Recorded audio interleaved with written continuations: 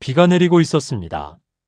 11월의 차가운 빗줄기가 헬멧 위로 두드려댔고 나는 오늘의 마지막 배달을 마친 채 스쿠터를 몰고 있었습니다. 시계는 밤 11시 40분을 가리키고 있었습니다. 온몸이 젖어 있었지만 이제 집에 가면 할머니가 따뜻한 차라도 끓여주실 겁니다. 교차로 신호가 초록불로 바뀌었습니다. 나는 천천히 엑셀을 돌렸습니다. 그 순간이었습니다. 오른쪽에서 번쩍이는 헤드라이트와 함께 거대한 차체가 내 시야를 가득 채웠습니다. 나는 본능적으로 핸들을 꺾었지만 이미 늦었습니다. 스쿠터가 미끄러지며 넘어졌고 차가운 아스팔트에 어깨부터 부딪혔습니다. 배달 가방 속 음식 용기들이 산산조각 나는 소리가 들렸습니다. 천천히 고개를 들었을 때 한 여자가 급하게 차에서 내려 내게로 달려오고 있었습니다. 검은색 코트, 정갈하게 묶은 머리, 그리고 귀에 걸린 진주 귀걸이까지. 그녀의 뒤로 보이는 차는 검은색 벤츠 S클래스였습니다. 빗물에 젖은 차체가 가로등 불빛을 반사하며 빛나고 있었습니다. 그녀는 내 팔을 잡아 일으켜 세웠습니다. 나는 괜찮다고 손을 저었지만 그녀의 시선은 이미 다른 곳에 고정되어 있었습니다. 내 목에 걸린 은십자가였습니다. 낡고 작은 할머니가 어렸을 때부터 내게 걸어주신 그 목걸이였습니다. 그녀의 얼굴이 하얗게 질렸습니다. 눈동자가 흔들렸고 입술이 떨렸습니다. 그녀는 마치 유령을 본 사람처럼 나를 바라보았습니다. 아니, 정확히는 내 목에 은십자가를 응시하고 있었습니다. 빗소리만이 우리 사이를 채웠습니다. 그녀는 떨리는 손으로 자신의 입을 가렸고 한참을 그렇게 서 있었습니다. 나는 알 수 없는 긴장감에 숨이 막힐 것 같았습니다. 그날 밤 나는 알지 못했습니다. 이 한 번의 사고가 내 인생 전부를 뒤집어 놓을 것이라는 사실을. 그리고 이 여자가 누구인지, 왜 내 목걸이를 보고 그렇게 놀랐는지. 그 모든 진실이 내 앞에 펼쳐지기까지는 그리 오랜 시간이 걸리지 않았습니다. 구독과 좋아요, 그리고 알림 설정과 소중한 댓글은 영상 제작에 큰 힘이 됩니다. 유나는 벤츠 S클래스의 뒷좌석에 앉아 있었지만 정신은 완전히 다른 곳에 가 있었습니다. 회장님 괜찮으십니까? 운전석의 비서 정태가 룸미러로 그녀를 바라보며 조심스럽게 물었습니다. 하지만 유나는 대답하지 않았습니다. 그녀의 시선은 창밖을 향하고 있었지만 실제로는 아무것도 보지 못하고 있었습니다. 그 배달원의 얼굴이 계속 떠올랐습니다. 아니, 얼굴만이 아니었습니다. 목에 걸린 그 은십자가. 19년 전 생후 6개월이던 아들 은호의 목에 직접 걸어준 바로 그 목걸이였습니다. 작은 십자가 뒷면에 새겨진 이 H 라는 이니셜까지 똑같았습니다. 어둠 속에서도 그녀의 눈은 그것을 놓치지 않았습니다. 정태. 유나가 낮고 떨리는 목소리로 불렀습니다. 예, 회장님. 방금 그 배달원 신상을 알아봐요. 이름, 나이, 주소, 가족관계까지 전부요. 정태는 잠시 망설였습니다. 단순 접촉사고였는데 신상 조사까지 필요한지 의문이었지만 회장의 표정이 심상치 않았습니다. 19년간 유나의 곁을 지켜온 그는 회장이 지금 어떤 상태인지 알고 있었습니다. 알겠습니다. 내일 아침까지 보고 드리겠습니다. 차는 강남의 루미 엘타워를 지나 한남동 저택으로 향했습니다. 유나는 눈을 감았습니다. 그러자 19년 전 그날이 생생하게 되살아났습니다. 2006년 11월 15일. 백화점 가족 행사장이었습니다. 유모차에 앉아있던 은호가 사라졌습니다. 단 5분, 아니 3분이었을지도 모릅니다. 남편과 함께 잠시 매장을 둘러본 사이 유모차는 텅 비어 있었습니다. 아기용 담요만 바닥에 떨어져 있었고 은십자가 목걸이도 함께 사라졌습니다. 경찰이 출동했고 CCTV를 확인했지만 범인은 찾지 못했습니다. 며칠 후 남편은 심장마비로 세상을 떠났습니다. 충격과 죄책감이었습니다. 유나는 혼자 남겨졌고 루미 L그룹을 떠맡아야 했습니다. 그로부터 3년 후 고아원에서 한 아이가 나타났습니다. 생후 6개월쯤으로 추정되는 남자아이. 유나는 그 아이를 은호라고 믿고 싶었습니다. DNA 검사는 양성이었습니다. 그녀는 그 아이를 집으로 데려왔고 서준이라는 이름을 지어주었습니다. 하지만 마음 한구석에는 늘 의문이 남아 있었습니다. 이 아이가 정말 내 아들일까? 그리고 오늘 그 배달원을 만났습니다. 얼굴형, 눈매, 심지어 말투까지. 모든 것이 남편을 닮아 있었습니다. 그리고 무엇보다 그 은십자가. 19년 전 사라진 바로 그 목걸이였습니다. 회장님 도착했습니다. 정태의 목소리에 유나는 정신을 차렸습니다. 저택 앞이었습니다. 그녀는 천천히 차에서 내렸습니다. 대문을 열고 들어서자 거실에서 서준이 소파에 앉아 게임을 하고 있었습니다. 어머니 늦으셨네요. 서준은 고개도 들지 않고 말했습니다. 유나는 그 모습을 바라보며 가슴이 철렁 내려앉는 것을 느꼈습니다. 만약 그 배달원이 진짜 은호라면 그렇다면 이 아이는 누구란 말입니까? 서준아. 유나가 조심스럽게 불렀습니다. 네. 내가 우리 집에 처음 왔을 때 기억나니? 서준은 게임을 멈추고 유나를 돌아보았습니다. 그의 눈빛에 순간 경계심이 어렸습니다. 왜요, 갑자기? 아니야, 그냥 문득 생각나서. 유나는 더 이상 말을 잇지 못하고 계단을 올라갔습니다. 서재로 들어가 문을 잠그고 그녀는 책장 뒤에 숨겨둔 오래된 앨범을 꺼냈습니다. 은호의 사진이었습니다. 생후 6개월 된 아기의 얼굴.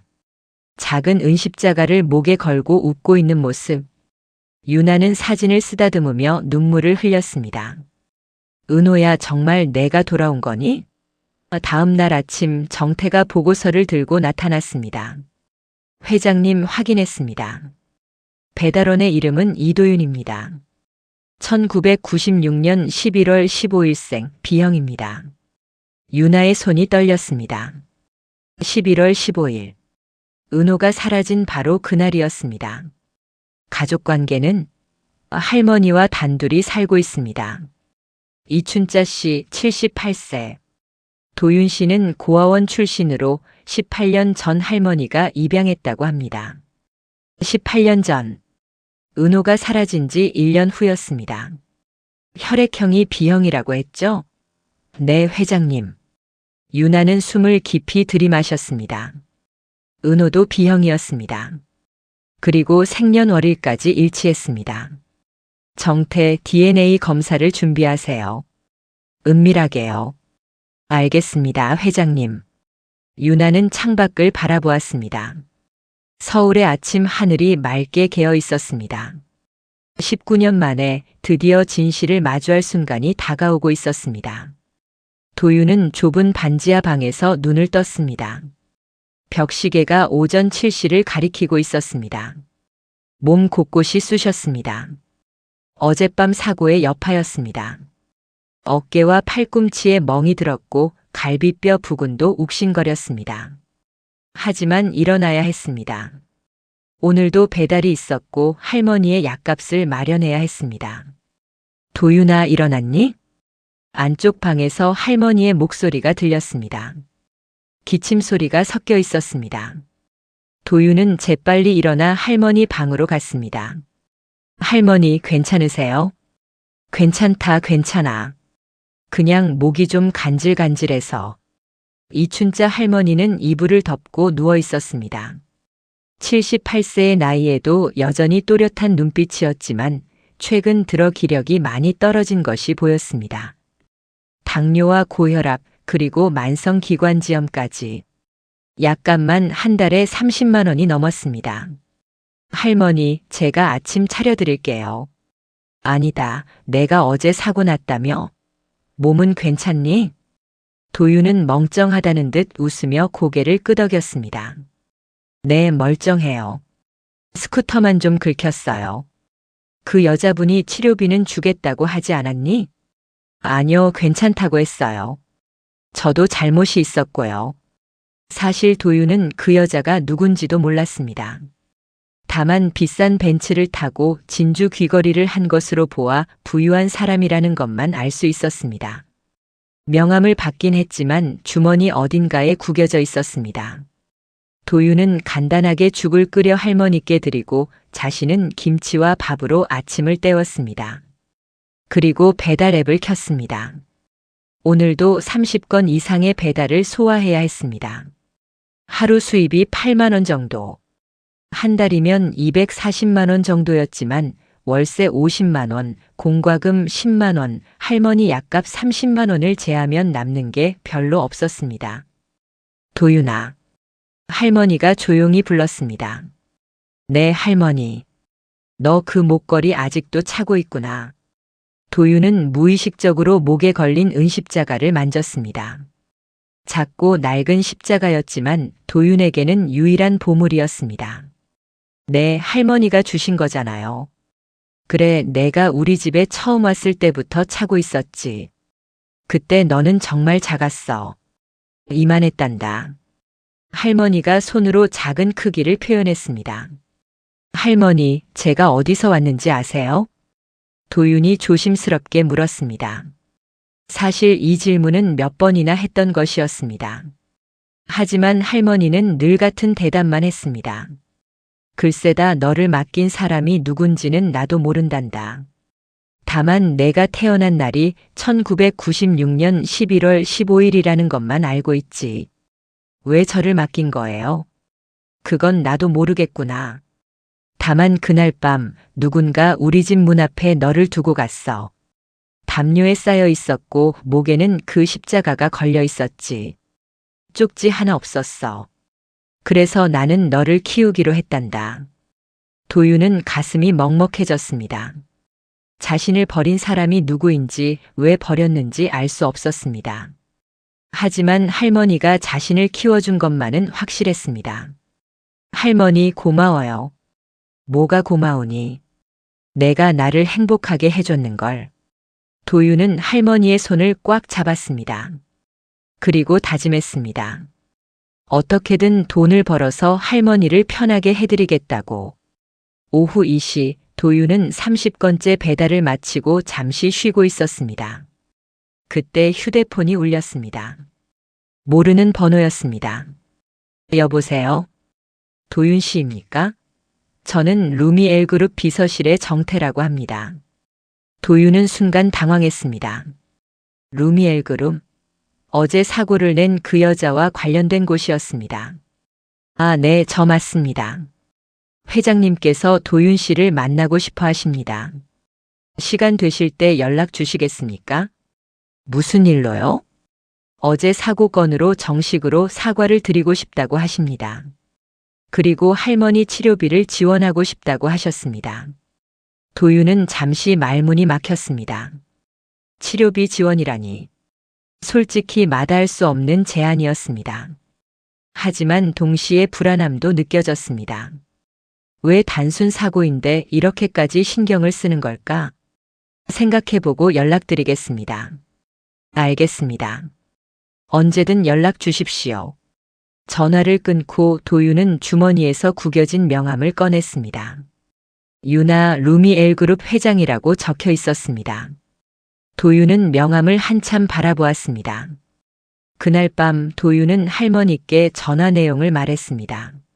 할머니, 그 회장이라는 분이 할머니 치료비를 지원하겠대요. 뭐? 왜 그런 걸 해주겠다는 거니? 저도 모르겠어요. 그냥 사과의 의미라고 하던데. 할머니는 고개를 저었습니다. 도윤아, 세상에 공짜는 없단다. 그 사람이 왜 그러는지 모르겠지만 조심해야 해. 네, 할머니. 알겠어요. 하지만 도윤의 마음은 복잡했습니다. 할머니의 병이 갈수록 심해지고 있었고 약값만으로는 부족했습니다. 제대로 된 치료를 받으려면 수백만 원이 필요했습니다. 만약 정말로 그 회장이 도와준다면 할머니를 살릴 수 있을지도 몰랐습니다. 도윤은 창밖을 바라보았습니다. 어둠 속에서 반짝이는 서울의 불빛들이 보였습니다. 저 불빛 속 어딘가에 그 여자가 있을 것입니다. 그리고 어쩌면 자신의 운명을 바꿀 무언가가 있을지도 모른다는 생각이 들었습니다. 도윤은 목에 은십자가를 만졌습니다. 차갑고 단단한 금속의 감촉이 느껴졌습니다. 이것이 자신의 유일한 단서였습니다. 자신이 누구인지 어디서 왔는지를 알려줄 단서. 일주일 후 도윤은 루미 L그룹 본사 앞에 서 있었습니다. 50층짜리 유리 건물이 하늘을 찌를 듯 솟아 있었습니다. 도윤은 평생 이런 건물에 들어가 본 적이 없었습니다. 배달을 할 때도 항상 1층 로비까지만 갔을 뿐이었습니다. 도윤 씨, 이쪽으로 오십시오. 정태가 로비에서 기다리고 있었습니다. 그는 도윤을 전용 엘리베이터로 안내했습니다. 엘리베이터는 쉴 새 없이 올라갔고 50층 회장실에 도착했습니다. 문이 열리자 넓은 사무실이 나타났습니다. 창밖으로 서울 전경이 한눈에 내려다 보였습니다. 그리고 책상 앞에 유나가 앉아 있었습니다. 그녀는 도윤을 보자 자리에서 일어났습니다. 어서 오세요, 도윤 씨. 앉으세요. 유나의 목소리는 떨리고 있었습니다. 도윤은 소파에 앉았고 유나도 맞은편에 앉았습니다. 두 사람 사이에 낮은 테이블이 있었고 차가 준비되어 있었습니다. 먼저 사과드리고 싶습니다. 지난번 사고로 놀라셨을 텐데. 아닙니다. 저도 괜찮습니다. 도윤은 조심스럽게 대답했습니다. 유나는 한참 도윤을 바라보았습니다. 마치 무언가를 확인하듯이. 도윤 씨, 제가 오늘 부른 이유는 사실 다른 이유가 있습니다. 네. 도윤 씨의 목걸이 말입니다. 그 은십자가요. 도윤은 본능적으로 목을 만졌습니다. 유나의 눈빛이 그 목걸이에 고정되어 있었습니다. 이게 왜요? 그 목걸이 어디서 나셨습니까? 할머니가 주셨어요. 제가 아기였을 때부터 차고 있었다고 하시던데요. 유나의 손이 떨렸습니다. 그녀는 가방에서 오래된 사진 한 장을 꺼냈습니다.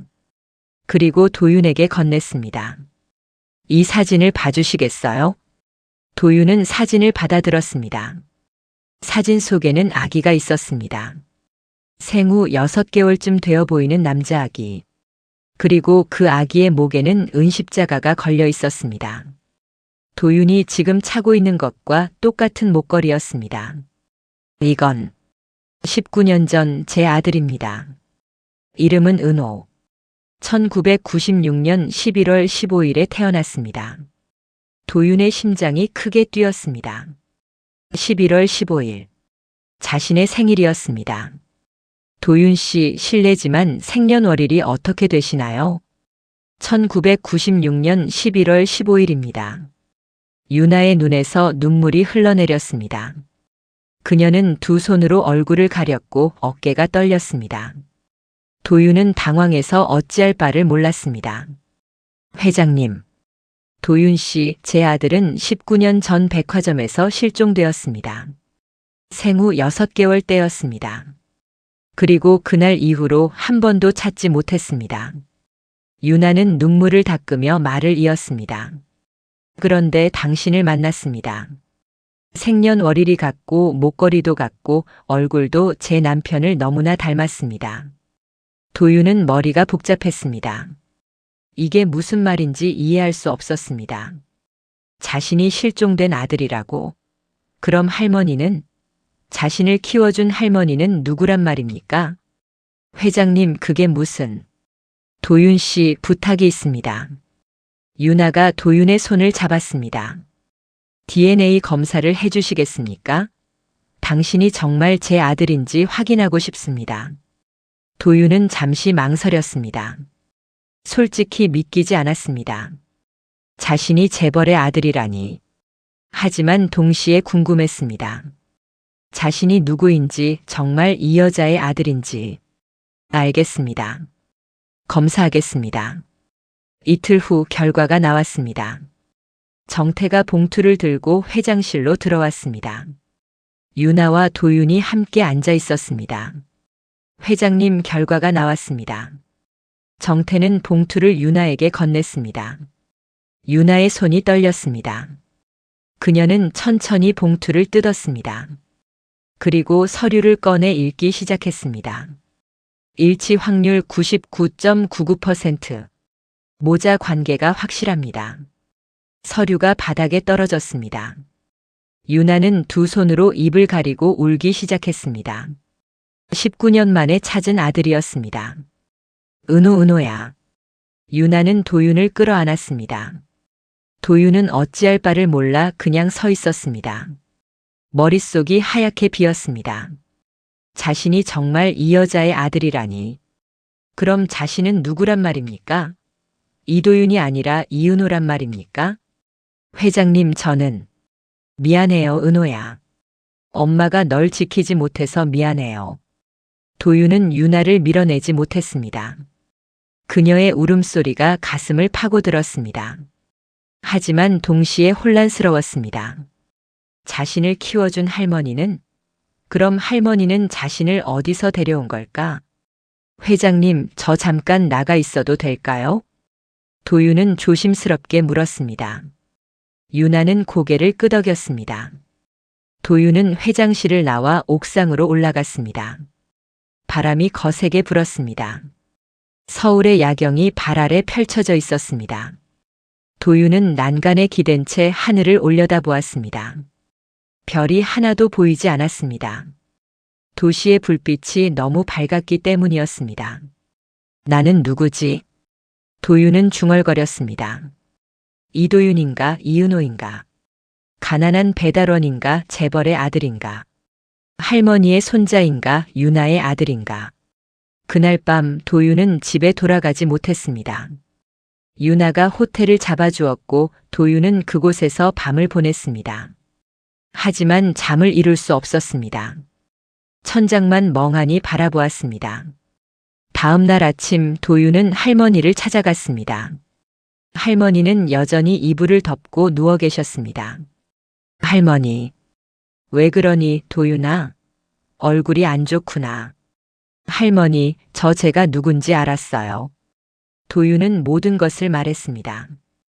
유나를 만난 것, DNA 검사를 한 것, 그리고 자신이 실종된 아들이었다는 것. 할머니는 조용히 듣고 있었습니다. 그랬구나. 할머니의 목소리에는 슬픔이 묻어 있었습니다. 할머니, 저 어떻게 해야 해요? 도윤아, 내가 선택해야 한다. 내 진짜 엄마에게 돌아갈 건지 아니면 나와 계속 살 건지. 할머니, 나는 괜찮단다.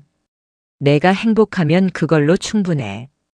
도윤은 할머니를 끌어안았습니다. 그리고 울었습니다. 19년간 자신을 키워준 할머니.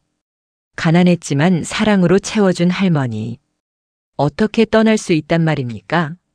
하지만 동시에 유나의 눈물도 생각났습니다. 19년간 아들을 찾아 헤맨 그 여자의 눈물. 자신을 껴안으며 울던 그 모습. 도윤은 결정을 내려야 했습니다. 하지만 그 결정이 무엇이든 누군가는 상처받을 것이었습니다. 그날 저녁 루미엘 저택에서는 또 다른 폭풍이 몰아치고 있었습니다. 서준이 유나 앞에 서 있었습니다. 그의 얼굴은 분노로 일그러져 있었습니다. 진짜 아들을 찾았다고요? 그럼 저는 뭡니까? 서준의 목소리가 떨렸습니다. 유나는 아무 말도 할 수 없었습니다.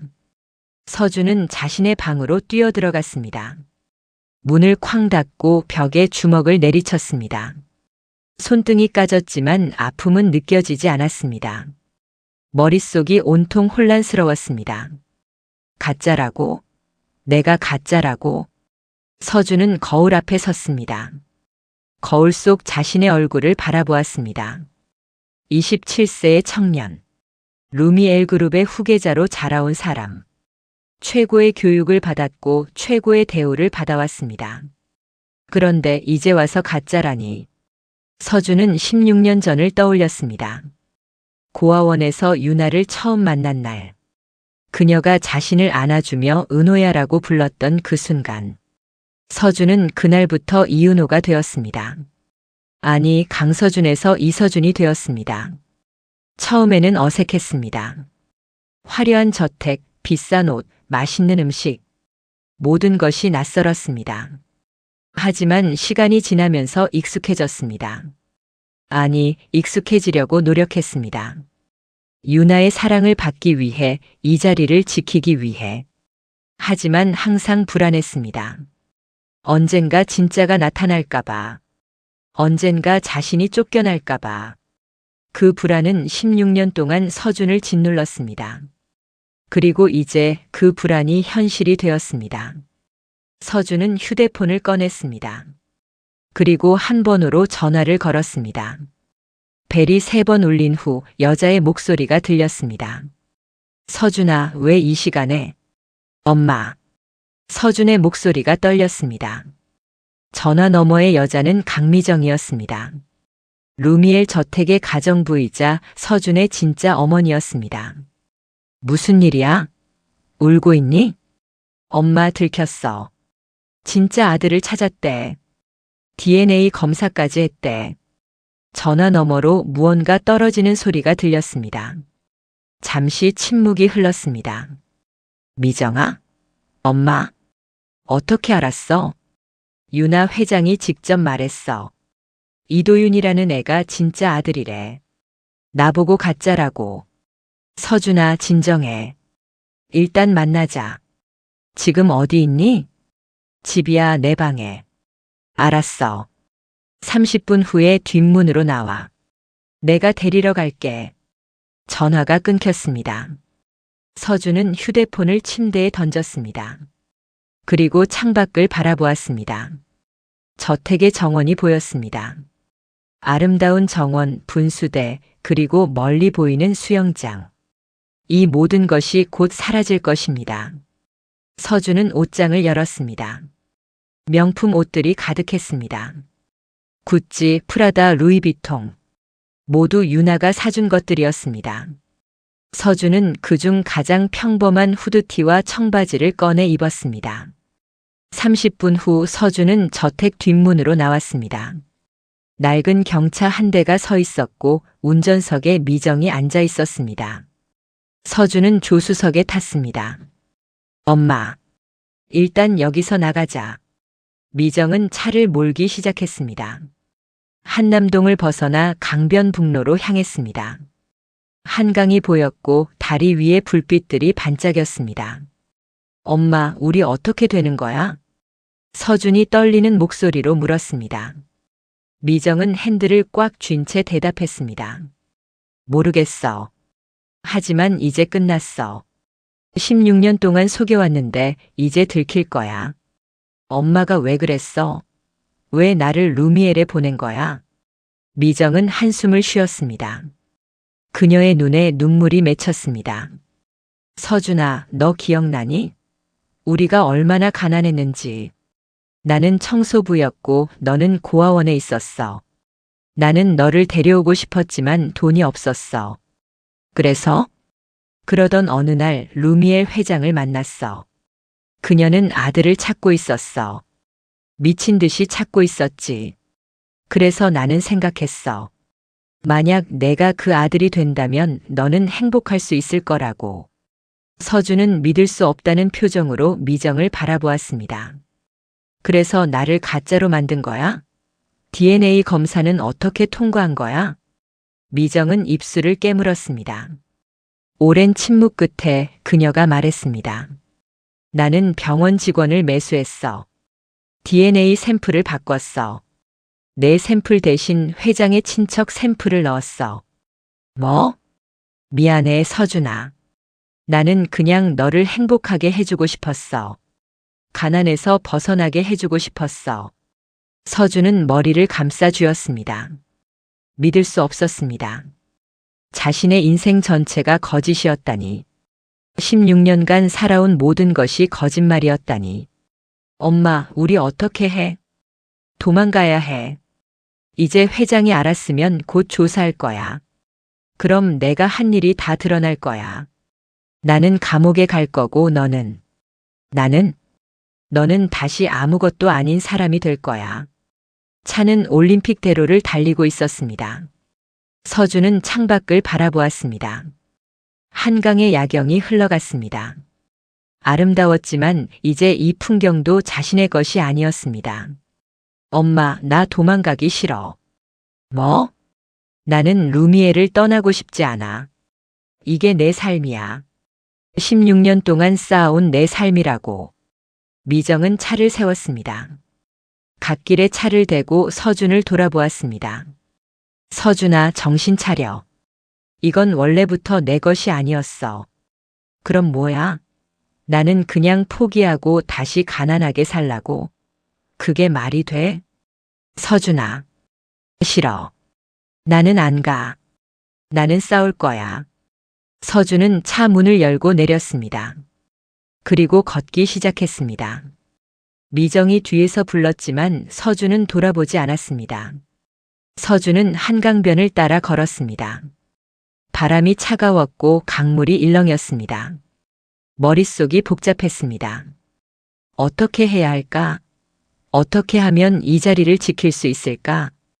그때 서준의 머릿속에 한 가지 생각이 떠올랐습니다. 만약 이도윤이 사라진다면? 만약 진짜 아들이 없어진다면? 그러면 자신이 다시 유일한 아들이 되는 것 아닐까? 서준은 고개를 저었습니다. 아니야, 그건 너무 위험해. 하지만 생각은 자꾸 그쪽으로 흘렀습니다. 점점 더 강렬해졌습니다. 다음 날 루미 L그룹은 공식 발표를 준비하고 있었습니다. 정태가 보도 자료를 작성했고 유나가 검토하고 있었습니다. 19년 전 실종된 아들 이윤호를 찾았습니다. 현재 이도윤이라는 이름으로 살고 있던 그는 DNA 검사 결과 확실한 친자로 확인되었습니다. 루미 L그룹은 이윤호를 공식 후계자로 발표할 예정입니다. 유나는 보도 자료를 읽으며 눈물을 흘렸습니다. 19년 만에 아들을 되찾았습니다. 이제 모든 것이 제자리를 찾을 것입니다. 하지만 그녀는 몰랐습니다. 어둠 속에서 누군가 칼을 갈고 있다는 것을, 그리고 그 칼날이 곧 도윤을 향할 것이라는 것을. 서준은 자신의 방에서 창밖을 바라보고 있었습니다. 그의 눈빛은 차갑게 식어 있었습니다. 이제 선택의 시간이었습니다. 포기할 것인가 아니면 싸울 것인가. 서준은 주먹을 쥐었습니다. 그리고 중얼거렸습니다. 미안하지만 나는 포기할 수 없어. 이 자리는 내 거야. 도윤은 루미엘 저택에서 첫 밤을 보내고 있었습니다. 유나가 준비해준 방은 도윤이 평생 본 것 중 가장 큰 방이었습니다. 킹사이즈 침대, 대형 TV, 넓은 화장실, 그리고 드레스룸까지. 모든 것이 낯설었습니다. 도윤은 침대에 누워 천장을 바라보았습니다. 며칠 전까지만 해도 반지하 방에서 배달을 하며 살았는데 이제는 재벌의 아들이 되었습니다. 믿기지 않았습니다. 은호야. 복도에서 유나의 목소리가 들렸습니다. 도윤은 일어나 문을 열었습니다. 유나가 따뜻한 우유를 들고 서 있었습니다. 잠이 안 와서요. 우유 한 잔 줄까 해서요. 감사합니다. 도윤은 우유를 받아들었습니다. 유나는 방 안으로 들어와 침대 끝에 앉았습니다. 적응하기 힘들죠? 네, 솔직히 아직도 실감이 안 나요. 그럴 거예요. 나도 아직 꿈만 같아요. 19년 만에 널 다시 만났다는 게. 유나의 눈에 다시 눈물이 맺혔습니다. 도윤은 어색하게 우유를 마셨습니다. 은호야, 천천히 해도 돼요. 나를 엄마라고 부르지 않아도 괜찮아요. 시간이 필요하다는 거 알아요. 감사합니다, 회장님. 유나는 쓸쓸하게 웃었습니다. 하지만 이해한다는 표정이었습니다. 내일 아침 서재 좀 구경할래요? 내 아빠가 남긴 책들이 많아요. 네, 좋아요. 유나는 방을 나갔고 도윤은 다시 혼자 남았습니다. 우유를 다 마시고 도윤은 창밖을 바라보았습니다. 저택의 정원이 달빛에 비쳐 환하게 보였습니다. 다음 날 아침 도윤은 유나의 안내로 서재에 들어갔습니다. 벽 한쪽 면이 통째로 책장이었고 수천 권의 책이 꽂혀 있었습니다. 문학, 경제, 역사, 철학. 모든 분야의 책들이었습니다. 내 아빠는 독서광이었어요. 매일 밤 여기서 책을 읽었죠. 유나가 책장을 쓰다듬으며 말했습니다. 도윤은 책들을 하나씩 둘러보았습니다. 그러다 책장 아래쪽에서 오래된 서류 봉투 하나를 발견했습니다. 이건 뭐죠? 도윤이 봉투를 집어들었습니다. 봉투에는 아무 글씨도 없었습니다. 유나가 다가와 봉투를 보았습니다. 이건 처음 보는데요. 뭐가 들어있을까요? 도윤은 조심스럽게 봉투를 열었습니다. 안에는 오래된 서류 몇 장이 들어있었습니다. 도윤이 첫 장을 꺼내 읽기 시작했습니다. 출생기록 정정신청서. 유나가 놀라서 서류를 받아들었습니다. 그리고 읽기 시작했습니다. 순간 그녀의 얼굴이 하얗게 질렸습니다. 이게 무슨... 서류에는 2009년 11월 15일자로 출생기록이 정정되었다고 적혀 있었습니다. 원래의 아기 정보가 삭제되고 새로운 아기 정보가 입력된 것이었습니다. 그리고 그 서류 하단에는 서명이 있었습니다. 강미정. 유나가 떨리는 목소리로 이름을 읽었습니다. 도윤은 그 이름을 들어본 적이 있었습니다. 강미정이요? 그거 여기 가정부 아닌가요? 맞아요. 우리 집 가정부예요. 16년째 일하고 있죠. 유나는 다음 서류를 꺼냈습니다. 병원 기록이었습니다. DNA 검사 의뢰서였습니다. 그런데 이상한 점이 있었습니다. 샘플 번호가 수정되어 있었습니다. 원래 번호가 지워지고 다른 번호가 더 쓰여져 있었습니다. 이건 DNA 검사를 조작한 거예요. 유나의 목소리가 떨렸습니다.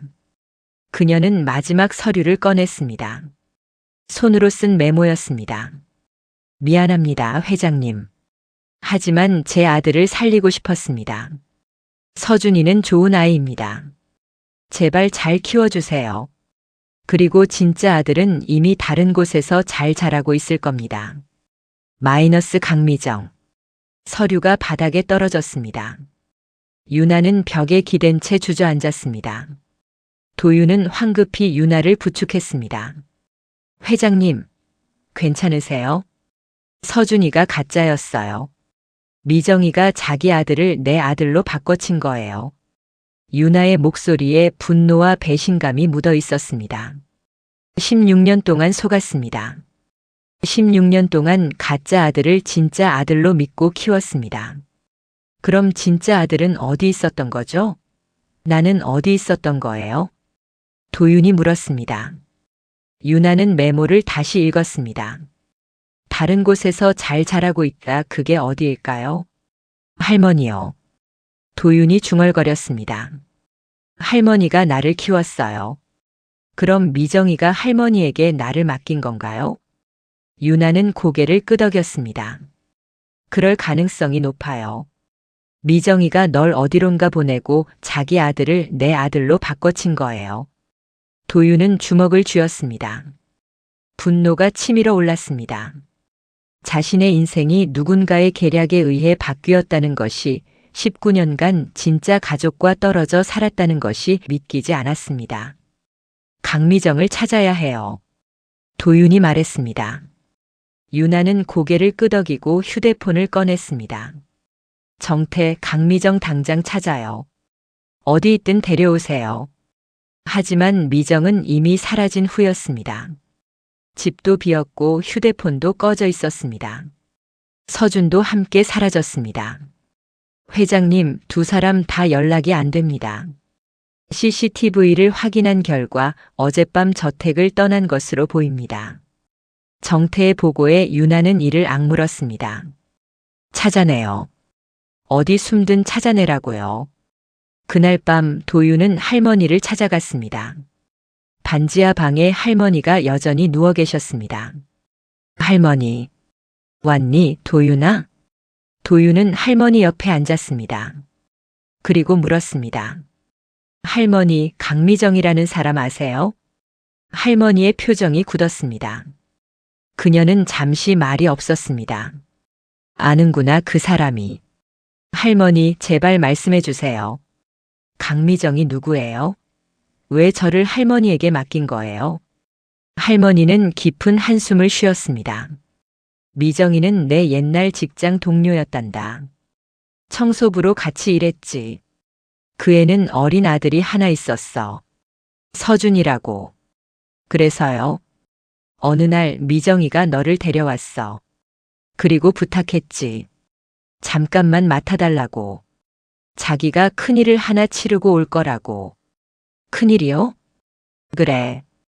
그리고 일주일 후 미정이가 다시 왔어. 엄청난 돈을 들고. 그리고 말했지. 이 돈으로 도윤이를 잘 키워달라고. 자기는 더 이상 올 수 없다고.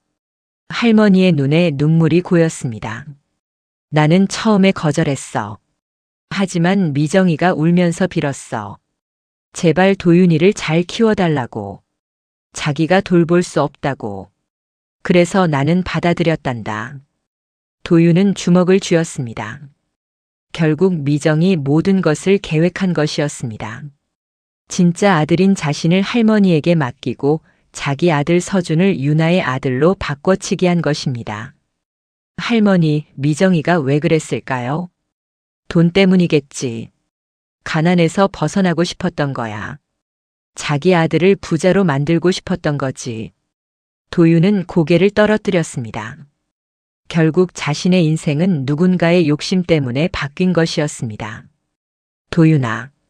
할머니가 도윤의 손을 잡았습니다. 미안하다. 내가 그때 경찰에 신고했어야 했는데. 내가 널 지켜주지 못했구나. 아니에요, 할머니. 할머니가 아니었으면 저는 어떻게 됐을지 몰라요. 도윤은 할머니를 끌어안았습니다. 그리고 다짐했습니다. 반드시 강미정을 찾아내겠다고. 그리고 진실을 밝히겠다고. 하지만 도윤은 몰랐습니다. 미정과 서준이 이미 마지막 계획을 세우고 있다는 것을. 그리고 그 계획의 끝에는 불길이 기다리고 있다는 것을.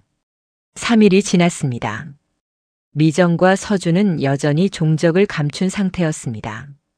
경찰의 수배령이 내려졌고 루미엘그룹은 모든 수단을 동원해 두 사람을 찾고 있었습니다. 도윤은 루미엘 저택에서 유나와 함께 저녁을 먹고 있었습니다. 어색한 침묵이 식탁을 감쌌습니다. 유나는 음식을 먹지 못하고 계속 창밖만 바라보았습니다. 회장님, 식사하세요. 도윤이 조심스럽게 말했습니다. 유나는 고개를 끄덕였지만 포크를 들지 않았습니다. 은호야, 미안해. 내가 제대로 지키지 못해서. 아니에요. 회장님 잘못이 아니에요. 16년 동안 속았어. 가짜를 진짜로 믿고 살았어. 나는 정말 형편없는 엄마야. 유나의 목소리가 떨렸습니다. 도윤은 유나의 손을 잡았습니다. 그만 자책하세요. 이제 진실을 알았잖아요. 그걸로 충분해요. 그때 정태가 급하게 식당으로 들어왔습니다. 회장님, 강미정이 전화했습니다. 뭐라고? 유나가 벌떡 일어났습니다. 정태가 녹음된 통화 내용을 틀었습니다. 미정의 목소리가 흘러나왔습니다. 회장님, 강미정입니다. 저는 정말 미안합니다. 하지만 저도 어쩔 수 없었어요. 제 아들을 살리고 싶었어요. 지금 어디 있어요? 당장 나와요. 유나가 소리쳤지만 녹음된 목소리는 계속되었습니다. 회장님, 저는 오늘 밤 모든 걸 끝낼 겁니다. 서준이와 함께. 우리는 이 세상에 있으면 안 되는 사람들이에요. 그러니 안녕히 계세요. 뭐? 전화가 끊어졌습니다. 유나는 창백해졌습니다. 정태 역추적했어요? 네, 강남구 일대로 추정됩니다. 하지만 정확한 위치는 저택이에요. 도윤이 말했습니다. 모두의 시선이 도윤에게 집중되었습니다. 미정은 여기로 올 거예요. 이 집을 떠나지 못할 거예요. 도윤의 말이 끝나기 무섭게 밖에서 유리 깨지는 소리가 들렸습니다. 그리고 곧이어 화재 경보기가 울리기 시작했습니다. 불이야. 누군가의 외침이 들렸습니다. 도윤과 유나, 정태는 급히 밖으로 나왔습니다. 저택의 1층에서 불길이 치솟고 있었습니다. 검은 연기가 천장을 타고 올라왔습니다. 회장님, 빨리 대피하세요. 정태가 유나를 이끌었습니다. 하지만 유나는 저택 안을 바라보았습니다. 서준이가 안에 있을지도 몰라. 회장님, 지금은 대피가 먼저입니다. 하지만 유나는 움직이지 않았습니다. 그때 2층에서 비명소리가 들렸습니다. 도와줘. 엄마. 서준의 목소리였습니다. 유나의 얼굴이 창백해졌습니다. 서준이. 유나가 저택 안으로 뛰어들려 했지만 정태가 막았습니다. 회장님, 안 됩니다. 위험합니다. 나요? 내 아들이 안에 있어. 회장님, 서준은 가짜 아들입니다. 진짜 아들은 여기 있습니다. 정태가 소리쳤지만 유나는 눈물을 흘리며 고개를 저었습니다. 가짜든 진짜든 16년 동안 내가 키운 아이야. 내가 엄마라고 불렀던 아이라고. 유나가 다시 저택 안으로 뛰어들려 했습니다. 도윤은 유나를 붙잡았습니다. 회장님, 제가 갈게요. 뭐? 제가 서준을 데리고 올게요. 회장님은 여기 계세요. 안 돼, 은호야. 너무 위험해. 괜찮아요. 저는 할머니를 위해서라도 살아야 해요. 금방 올게요. 도윤은 유나의 손을 뿌리치고 저택 안으로 뛰어들었습니다. 불길이 사방에서 타오르고 있었습니다. 연기가 눈을 찔렀고 열기가 살갗을 태웠습니다. 서준, 어디 있어? 도윤이 소리쳤습니다. 2층에서 기침 소리가 들렸습니다. 도윤은 계단을 올라갔습니다. 불길이 계단을 타고 올라오고 있었습니다. 2층 복도에서 서준을 발견했습니다. 그는 바닥에 쓰러져 있었고 의식이 희미했습니다. 도윤은 서준을 일으켜 세웠습니다. 서준, 정신 차려. 너는. 서준이 도윤을 알아봤습니다. 그의 눈에 복잡한 감정이 스쳤습니다. 분노, 질투, 그리고 미안함. 미안해, 내가 내 자리를 뺏었어. 지금 그게 중요해? 일단 나가자. 도윤은 서준을 부축해 계단으로 향했습니다. 하지만 계단은 이미 불길에 휩싸여 있었습니다. 내려갈 수 없었습니다. 젠장. 도윤은 주위를 둘러보았습니다. 창문이 있었습니다. 하지만 2층이었습니다. 뛰어내리면 다칠 수 있었습니다. 그때 복도 끝에서 누군가 나타났습니다. 미정이었습니다. 그녀의 얼굴에는 눈물이 흐르고 있었습니다. 서준아, 미안해. 엄마가 미안해. 엄마 왜 이래요? 서준이 울먹이며 말했습니다. 미정은 천천히 다가왔습니다. 나는 너를 행복하게 해주고 싶었어. 가난에서 벗어나게 해주고 싶었어. 하지만 결국 이렇게 됐구나. 엄마, 같이 나가요. 아직 늦지 않았어요. 도윤이 말했습니다. 하지만 미정은 고개를 저었습니다. 늦었어. 나는 이미 돌아갈 수 없어. 16년간 죄를 지었어. 진짜 아들을 빼앗고 가짜 아들을 심었어. 나는 용서받을 수 없어. 아니에요. 아직 늦지 않았어요. 하지만 미정은 뒤로 물러섰습니다. 그녀의 뒤에서 불길이 타오르고 있었습니다. 서준아, 엄마를 용서해. 그리고 도윤 씨, 서준이를 부탁해요. 얘는 나쁜 애가 아니에요. 엄마. 서준이 비명을 질렀습니다. 하지만 미정은 불길 속으로 사라졌습니다. 천장이 무너져 내렸고 복도가 불길에 휩싸였습니다. 안 돼. 도윤은 서준을 끌고 창문으로 향했습니다. 창문을 열고 밖을 내다보았습니다. 아래에서 소방관들이 에어매트를 펼치고 있었습니다. 뛰어. 도윤은 서준을 먼저 밀어냈습니다. 서준이 공중에서 떨어지며 비명을 질렀고 에어매트 위에 떨어졌습니다. 도윤도 뒤따라 뛰어내렸습니다. 공중에서 본 풍경은 기이했습니다. 불타는 저택, 사이렌 소리, 사람들의 외침. 모든 것이 느리게 움직이는 것 같았습니다. 도윤은 에어매트 위에 떨어졌습니다. 충격으로 숨이 막혔지만 살아있었습니다. 소방관들이 달려와 도윤을 부축했습니다. 괜찮습니까? 네, 괜찮아요. 도윤은 일어나 유나를 찾았습니다. 유나는 저택을 바라보며 울고 있었습니다. 도윤이 다가가자 유나는 도윤을 끌어안았습니다. 은호야, 무사해서 다행이야. 회장님도 괜찮으세요? 응, 괜찮아. 두 사람은 불타는 저택을 바라보았습니다. 소방관들이 물을 뿌렸지만 불길은 쉽게 꺼지지 않았습니다. 저택은 서서히 무너져 내렸습니다. 서준은 구급차에 실려 병원으로 이송되었습니다. 의식은 있었지만 충격이 컸습니다. 도윤은 구급차가 떠나는 것을 바라보았습니다. 미정의 시신은 저택 잔해 속에서 발견되었습니다.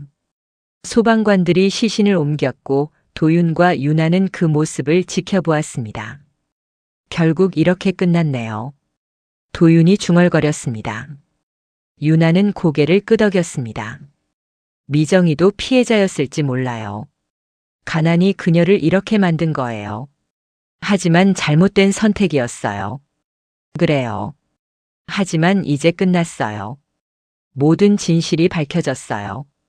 유나는 도윤의 손을 잡았습니다. 이제 우리 다시 시작해요. 진짜 가족으로. 도윤은 유나를 바라보았습니다. 그녀의 눈에는 희망이 담겨 있었습니다. 도윤은 고개를 끄덕였습니다. 네, 엄마. 도윤은 처음으로 유나를 엄마라고 불렀습니다. 유나의 눈에서 눈물이 흘러내렸습니다. 행복의 눈물이었습니다. 불길은 서서히 꺼져갔고 동이 트기 시작했습니다. 새로운 아침이 밝아오고 있었습니다. 그리고 도윤과 유나에게도 새로운 시작이 찾아오고 있었습니다. 6개월이 흘렀습니다. 루미 L그룹 본사 50층 회장실에서 도윤은 서류를 검토하고 있었습니다. 이제 그는 이도윤이 아니라 이윤호였습니다. 루미 L그룹의 공식 후계자이자 신임 대표이사였습니다. 대표님, 오늘 현장 직원들과의 간담회가 오후 3시에 예정되어 있습니다. 정태가 일정표를 들고 들어왔습니다. 도윤은 고개를 끄덕이며 서류를 내려놓았습니다. 알겠습니다. 준비된 안건은 뭡니까? 배달기사 처우 개선안과 물류센터 근로환경 개선안입니다. 좋습니다. 제가 직접 현장을 돌아보고 만든 안이니 꼭 통과시켜야죠. 도윤은 미소를 지었습니다. 6개월 전만 해도 자신이 배달기사였습니다. 그 힘듦을 누구보다 잘 알고 있었습니다. 이제 그는 그들의 처우를 개선할 수 있는 위치에 있었습니다. 오후 3시 도윤은 대회의실에서 현장 직원 30명과 마주 앉았습니다. 배달기사, 물류센터 직원, 택배기사들이었습니다. 그들의 얼굴에는 긴장이 역력했습니다. 편하게 앉으세요. 저도 6개월 전까지 여러분과 같은 배달기사였습니다. 도윤의 말에 직원들이 놀란 표정을 지었습니다. 도윤은 자신의 경험을 솔직하게 이야기했습니다. 비 오는 날 배달, 무리한 배달 요구, 낮은 수입, 그리고 사회적 무시. 저는 그 고통을 압니다. 그래서 바꾸고 싶습니다. 여러분의 목소리를 듣고 싶습니다. 직원들은 처음에는 조심스러웠지만 점차 마음을 열기 시작했습니다. 한 배달 기사가 손을 들었습니다. 대표님, 저희는 사고가 나도 보상을 제대로 받지 못합니다. 개인 사업자라는 이유로 회사가 책임을 회피합니다. 알고 있습니다. 그래서 준비했습니다. 도윤은 서류를 꺼냈습니다.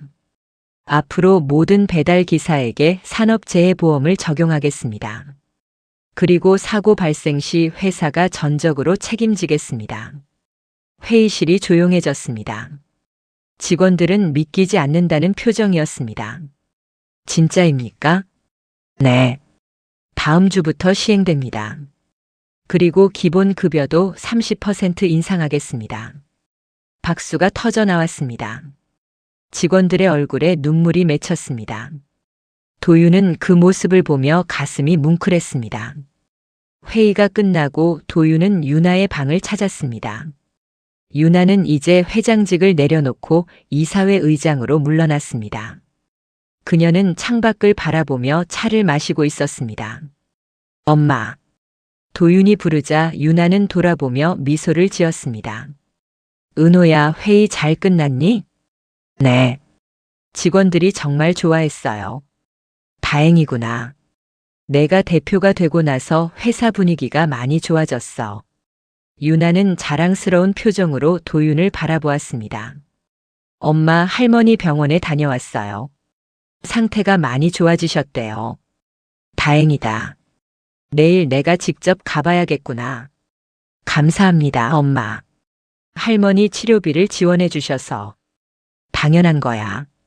할머니가 널 키워주셨잖니. 우리 가족이야. 도윤은 미소를 지었습니다. 6개월 전 할머니는 큰 수술을 받았습니다.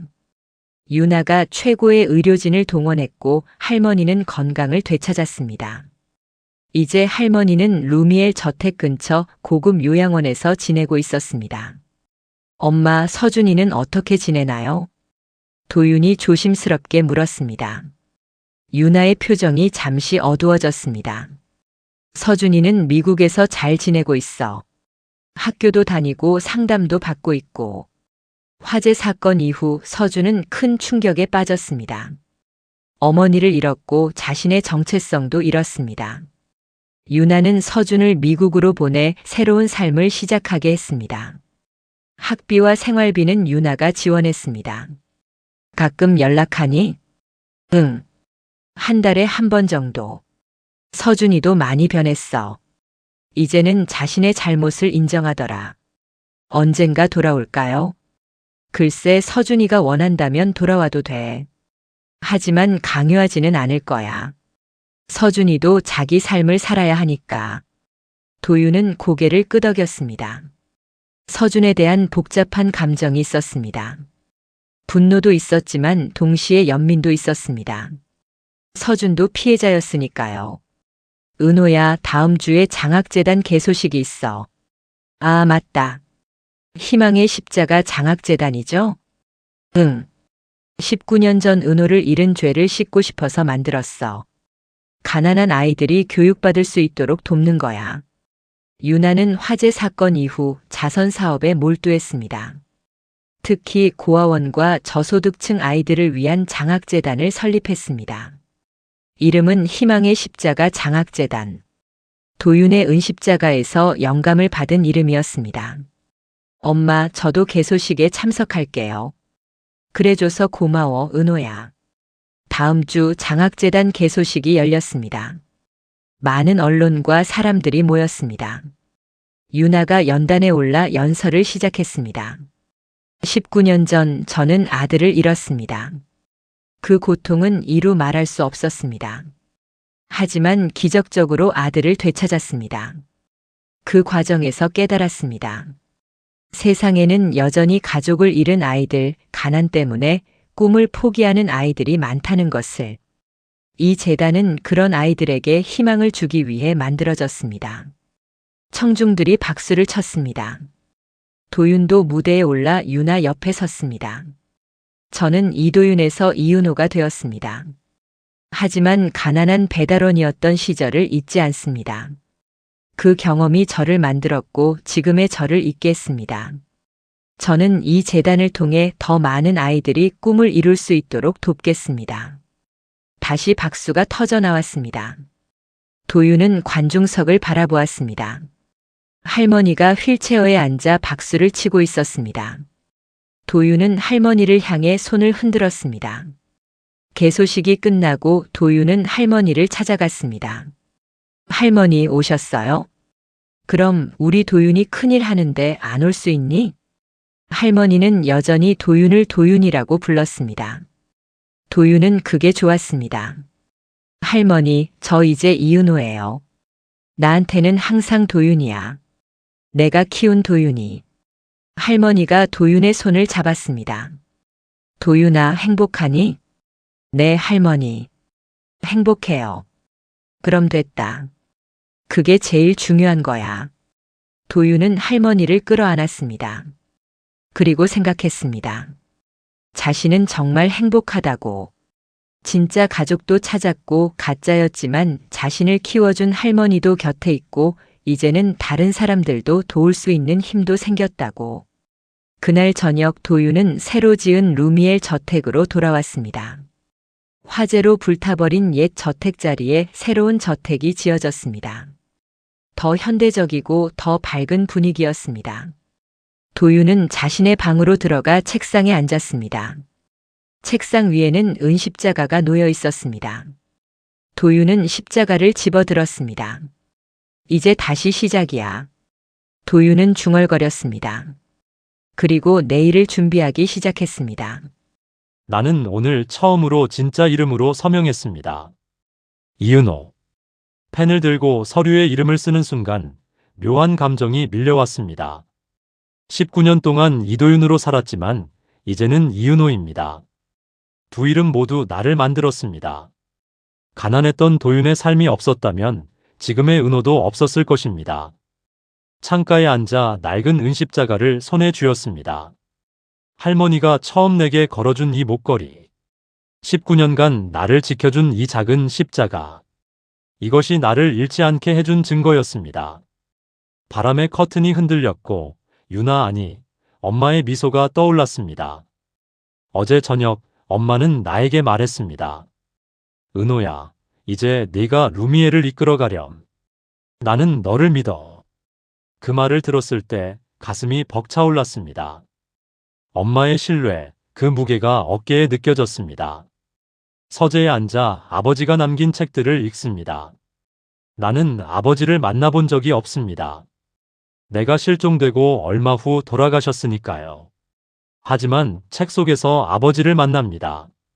그가 밑줄 친 문장들, 여백에 쓴 메모들. 그것들이 아버지를 말해줍니다. 한 구절이 눈에 들어옵니다. 진정한 부는 돈이 아니라 사람이다. 아버지가 빨간 펜으로 3번이나 밑줄을 그어놓은 문장입니다. 나는 이 문장을 가슴에 새깁니다. 루미엘을 이끌어가는 철학으로 삼겠습니다. 밤이 깊어갑니다. 저택은 고요합니다. 나는 옥상으로 올라갑니다. 서울의 야경이 발 아래 펼쳐져 있습니다. 반짝이는 불빛들. 저 불빛 하나하나가 누군가의 삶입니다. 누군가의 꿈입니다. 6개월 전만 해도 나는 저 불빛 중 하나였습니다. 반지하 방에서 배달을 하며 하루하루를 버텼습니다. 그때의 나는 절망적이었지만 동시에 희망도 있었습니다. 할머니가 있었고 내일이 있었으니까요. 지금도 마찬가지입니다. 루미엘의 대표가 되었지만 여전히 내일은 불확실합니다. 하지만 두렵지 않습니다. 왜냐하면 나에게는 사람들이 있으니까요. 엄마, 할머니, 정태, 그리고 루미엘의 수많은 직원들. 그들이 나를 지탱해 줍니다. 서준을 생각합니다. 미국에서 새로운 삶을 살고 있는 그를. 지난주에 서준에게서 이메일이 왔습니다. 형, 미안해. 그리고 고마워. 언젠가 제대로 사과하고 싶어. 나는 답장을 보냈습니다. 괜찮아. 넌 잘못이 없어. 그냥 내 인생을 살아. 행복해. 서준도 피해자였습니다. 미정의 욕심이 서준의 인생을 망쳤습니다. 하지만 서준에게는 아직 기회가 있습니다. 다시 시작할 기회가. 미정을 생각합니다. 화재 속에서 죽어간 그녀를. 나는 그녀를 미워하지 않습니다. 이해할 수는 없지만 미워하지는 않습니다. 그녀도 가난의 희생자였으니까요.